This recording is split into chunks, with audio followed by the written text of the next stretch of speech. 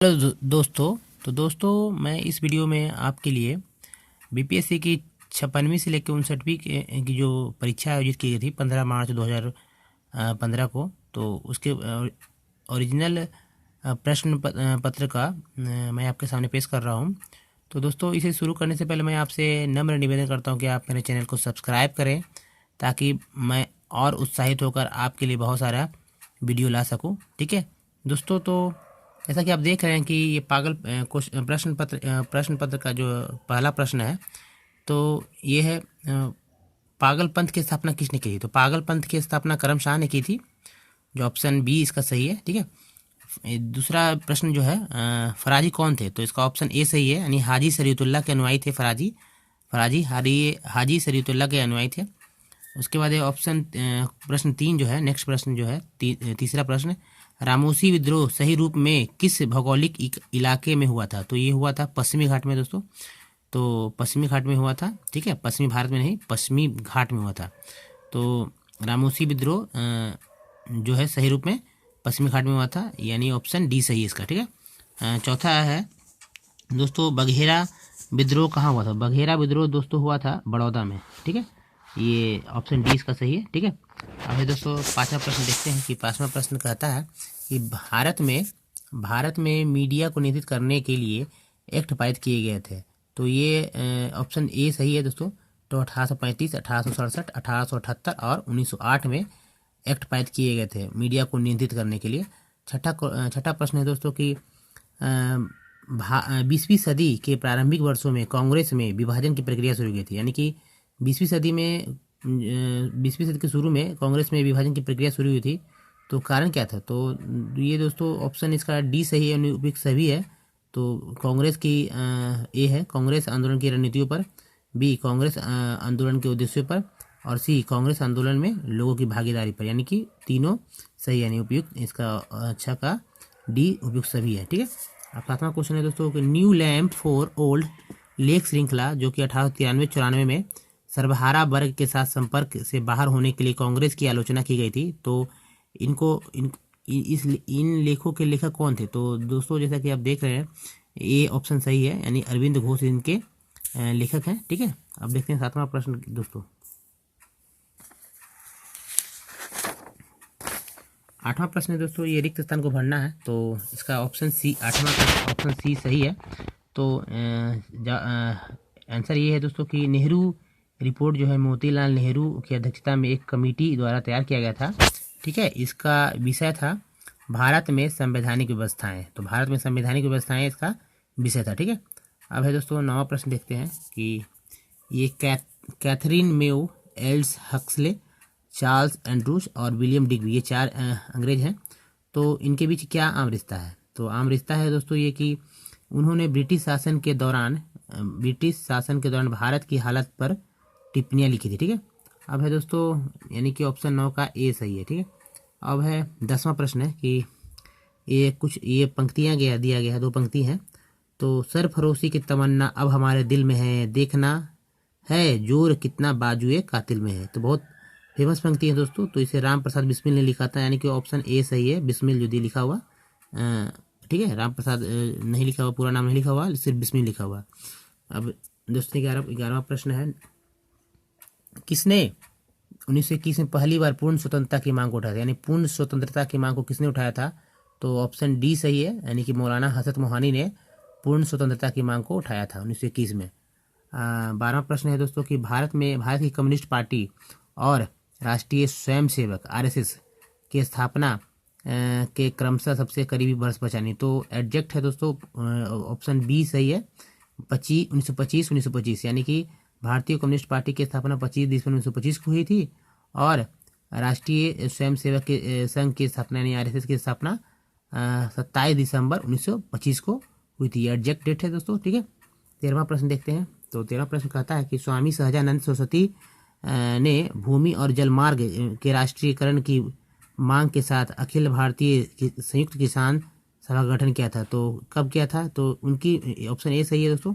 तो उनकी मृत्यु से ठीक पहले किया था। तो स्वामी सहजानंद सरस्वती ने भूमि और जलमार्ग के राष्ट्रीयकरण की मांग के साथ अखिल भारतीय संयुक्त किसान सभा गठन उनकी मृत्यु से ठीक पहले किया था, यानी ऑप्शन ए सही है। ठीक है। अब है दोस्तों देखते हैं नेक्स्ट प्रश्न।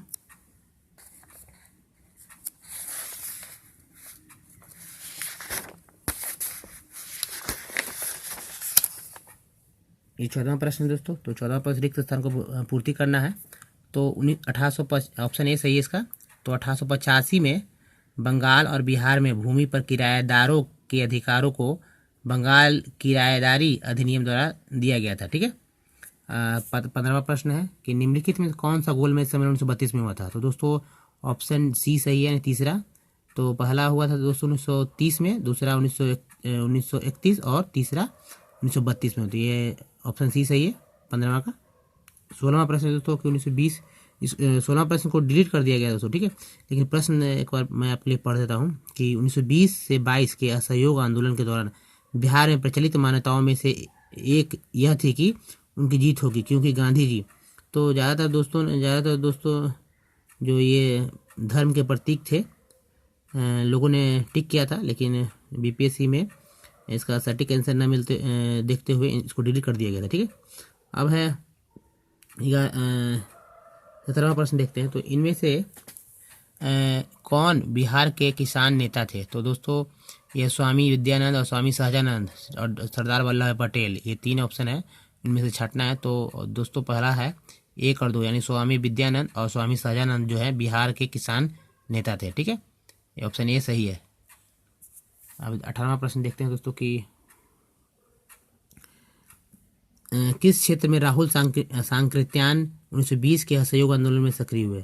तो ये राहुल सांकृत्यान जो है दोस्तों 1920 के असहयोग आंदोलन में छपरा में सक्रिय हुए थे। ठीक है, तो छपरा में सक्रिय हुए थे ये। अब दोस्तों देखते हैं कि 19वां प्रश्न क्या कहता है।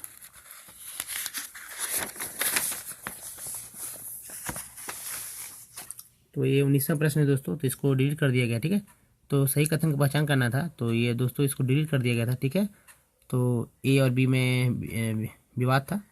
तो ठीक है, अब नेक्स्ट क्वेश्चन 20वां क्वेश्चन देखते हैं दोस्तों। तो 20वां प्रश्न है दोस्तों कि किसने दुखी आत्मा, दुखी हृदय जैसे छद्म नामों के तहत लिखकर चंपारण के किसानों की दुर्दशा पर प्रकाश डाला। तो पीर मोहम्मद मुनीस ने ठीक है, दुखी आत्मा, दुखी हृदय, छद्म नामों के तहत लिखकर जो है चंपारण के किसानों की दुर्दशा पर प्रकाश डाला। ठीक है, पीर मोहम्मद मुनीस ने। अब नेक्स्ट क्वेश्चन देखते हैं 21वां से। तो 21वां है दोस्तों कि ये मैथ है। तो मैथ दोस्तों चूँकि यहाँ सॉल्व नहीं किया जा रहा है, सिर्फ प्रश्न का उत्तर मैं आपको बता रहा हूँ। तो जैसा कि आप देख रहे हैं कि 21 का सही उत्तर सी है, 22 का सही उत्तर दोस्तों बी है, और 23 का दोस्तों इसका भी बी ही है। ठीक है, तो उसके बाद है बी है, यानी कि बी में 0 है दोस्तों। ठीक है, और 24 को दोस्तों डिलीट कर दिया गया है। ठीक है, 24 को डिलीट कर दिया गया, लॉग निकालना था तो डिलीट कर दिया गया है। और 25 का दोस्तों जो हल है, तो उसका सही आंसर बी, 25 का बी आंसर। ठीक है, अब नेक्स्ट प्रश्न देखते हैं दोस्तों। ठीक है,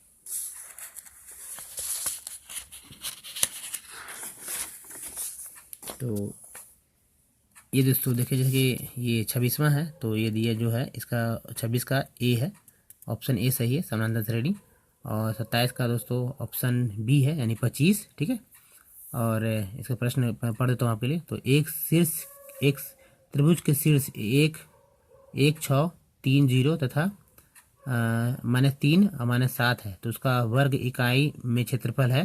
तो आंसर है दोस्तों 25। ठीक है, 28 का दोस्तों है दो रेखाओं यानी 3x + y - 7 = 0 तथा x + 2y + 9 = 0 के बीच का कोण होगा। तो सही आंसर दोस्तों बी है, 45 डिग्री होगा। ठीक है, यदि दोस्तों 29वां है, यदि tan 60 डिग्री = √3, तो सेक 60 डिग्री का मान क्या होगा। तो ऑप्शन जो है दोस्तों उसमें सी सही है, यानी 2 होगा दोस्तों। ठीक है, अब है दोस्तों ये 30वां प्रश्न है कि एक वृत्त का क्षेत्रफल 154 वर्ग इकाई है, इसके व्यासों के समीकरण 2x - 3y + 12 = 0 तथा x + 4y - 5 इक्वल टू 0 है। तो वृत्त की त्रिज्या क्या है दोस्तों? तो ऑप्शन 30 का बी सही है, यानी कि बी यानी 7 इकाई है। ठीक है।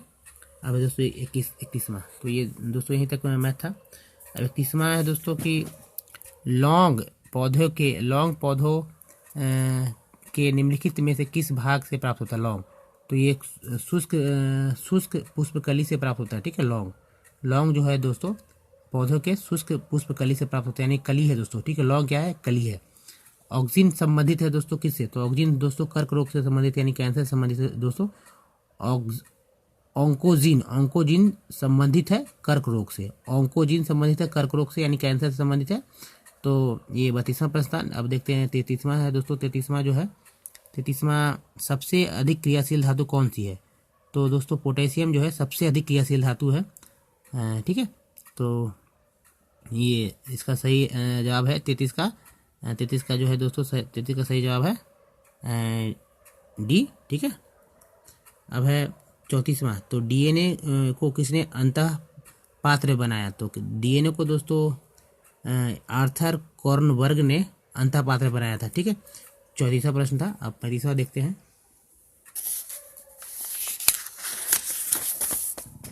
तो दोस्तों जैसा कि आप देख रहे हैं कि वर्ष 1945 में नागासाकी में जो जापान में है बम गिराए गए थे, तो ये विस्फोटक प्रयुक्त हुए थे। तो किससे बने हुए थे? तो ये प्लूटोनियम से बने हुए थे, यानी कि प्लूटोनियम से बने थे, यूरेनियम से नहीं। प्लूटोनियम से परमाणु बम बनाए गए थे और इन्हीं का प्रयोग किया गया था। ठीक है। प्लूटोनियम का ही प्रयोग किया गया था। तो 35वां का सी सही है। और 36वां प्रश्न है दोस्तों कि वैज्ञानिक जिन्होंने सर्वप्रथम खोज की कि पृथ्वी सूर्य के चारों ओर घूमती है, यानी पृथ्वी जो है सूर्य के चारों ओर घूमती है, सर्वप्रथम कुछ ने खोज की थी? तो कोपरनिकस ने की थी, यानी 36 का सी सही है दोस्तों। 37वां है कि कॉस्मिक किरणें, तो कॉस्मिक किरणें है दोस्तों आवेशित और अनावेशित दोनों ही हो सकती है। कॉस्मिक किरणें दोस्तों यानी ऑप्शन 37 का ऑप्शन सी सही है। कॉस्मिक किरणें आवेशित तथा अनावेशित दोनों ही हो सकती है। 38वां प्रश्न है दोस्तों कि निम्नलिखित में से कौन सा तत्व सभी कार्बनिक यौगिकों में मिलता है? तो कार्बन जो है सभी कार्बनिक यौगिकों में मिलता है दोस्तों। ठीक है। इन जो ऑप्शन दिया गया है उनमें कार्बन जो है सही जवाब है, यानी कि कार्बन है। ठीक है। कार्बन जो है कार्बन तत्व सभी कार्बनिक यौगिकों में मिलता है। 39वां प्रश्न है दोस्तों कि 39वां प्रश्न कहता है कि तीव्रता एवं प्रयुक्तता के आधार पर निम्नलिखित में से कौन सा जो है कर्क रोग उत्पन्न कर सकता है? तो उसका उपचार भी करता है। तो ये है आयनीय विकिरण जो है दोस्तों। आयनीय विकिरण जो है इसको आयोनाइज्ड रेडिएशन कहते हैं। ठीक है।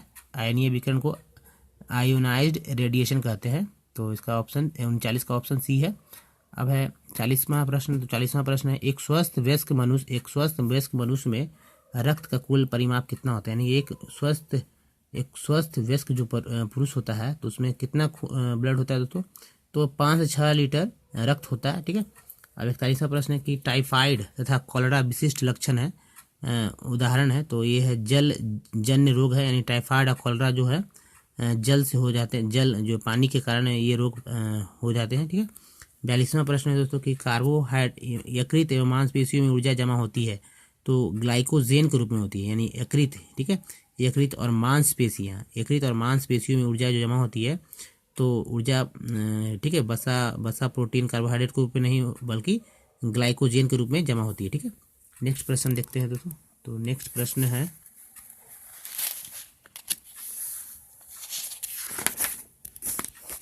ये 43वां प्रश्न है दोस्तों कि जीवाणु खोज किसने की थी? जीवाणु खोज जो है लीवेनहुक ने किया था, यानी ऑप्शन डी सही है।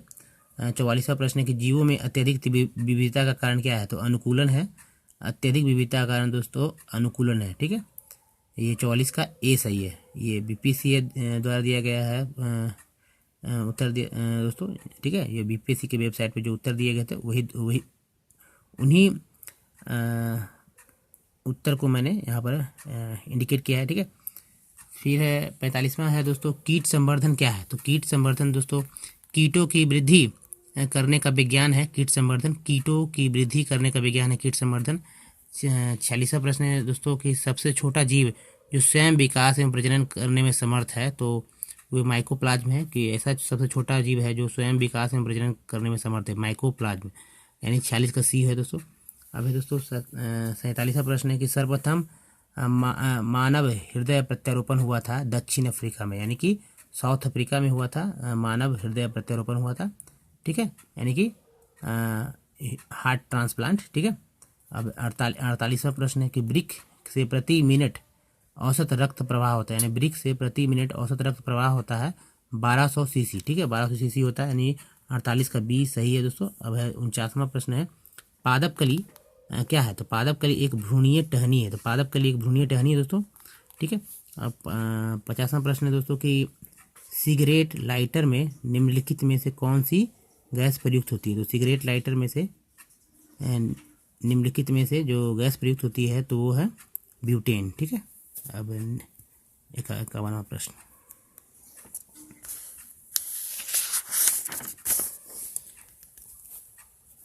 है केंद्रीय स्वास्थ्य मंत्री द्वारा मानसिक स्वास्थ्य नीति प्रारंभ की गई थी, तो 10 अक्टूबर, ऑप्शन बी सही है, 10 अक्टूबर 2014 को शुरू की गई थी, ठीक है। 52वां प्रश्न है कि प्रधानमंत्री नरेंद्र मोदी द्वारा सांसद आदर्श ग्राम योजना 11 अक्टूबर 2014 को शुरू की गई है। 53वां प्रश्न है 11वीं महानगर कांग्रेस हैदराबाद में आयोजित की गई थी, ठीक है, तो ये अक्टूबर 2014 में आयोजित की गई थी। 54 प्रश्न, तो किस क्षेत्र में भारत अमेरिकी सैन्य अभ्यास युद्धाभ्यास 2014 आयोजित किया गया था, तो ये भारत में रानीखेत है, उत्तराखंड में है, तो वहीं इसका आयोजन हुआ था। 54 का सी, ठीक है। अब है 55वां, तो निम्नलिखित में से राजनीतिक दलों का कौन सा समूह 16वीं लोकसभा के चुनाव में एक भी सीट नहीं जीत पाई थी, तो ये ऑप्शन डी सही है, यानी कि DMK, RLD, नेशनल कॉन्फ्रेंस और BSP ने 16वीं लोकसभा के चुनाव में एक भी सीट नहीं जीत पाई थी। 55 का डी।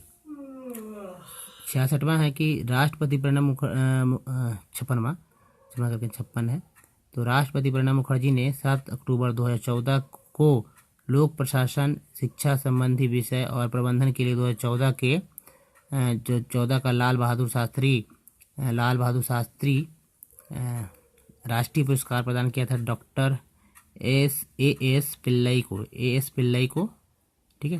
57, तो भारत सरकार द्वारा फरवरी 2014 में गठित 7वें केंद्रीय वेतन आयोग का अध्यक्ष किसे नियुक्त किया गया था, तो ऑप्शन सी है न्यायमूर्ति अशोक कुमार माथुर को।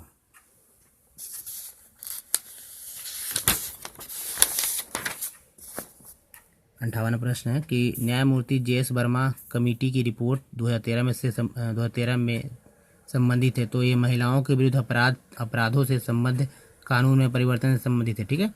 तो 59वां प्रश्न है कि बिहार से लोकसभा के लिए कितने सदस्य चुने जाते हैं, तो 40 सदस्य चुने जाते हैं, ठीक है। बिहार में लोकसभा के लिए 40 सदस्य चुने जाते हैं। बिहार का अद्वितीय त्यौहार क्या है, तो बिहार का अद्वितीय त्यौहार जो छठ पूजा है, बिहार का अद्वितीय त्यौहार छठ पूजा है। 60 का डी। 61वां प्रश्न कि इनमें से किसको 2014 में साहित्य के लिए नोबेल पुरस्कार प्रदान किया गया था, तो साहित्य के लिए पैट्रिक मोडियानो को, यानी कि ऑप्शन डी है, पैट्रिक मोडियानो को साहित्य के लिए नोबेल पुरस्कार प्रदान किया गया था। 62वां निम्नलिखित यूरोपीय यूनियन देशों में से फिलिस्तीन राज्य को आधिकारिक मान्यता देने वाला प्रथम कौन है, तो स्वीडन है। फिलिस्तीन राज्य को आधिकारिक मान्यता देने वाला प्रथम देश जो है स्वीडन है। 62वां। 63वां है कि निम्नलिखित में से किस देश ने जनवरी 2014 में अपने सभी वयस्क पुरुषों के लिए सैन्य सेवा को अनिवार्य बनाने का निर्णय लिया, तो UAE ने सभी वयस्क पुरुषों के लिए सैन्य सेना को अनिवार्य बनाने का निर्णय लिया था जनवरी 2014 में UAE ने, ठीक है।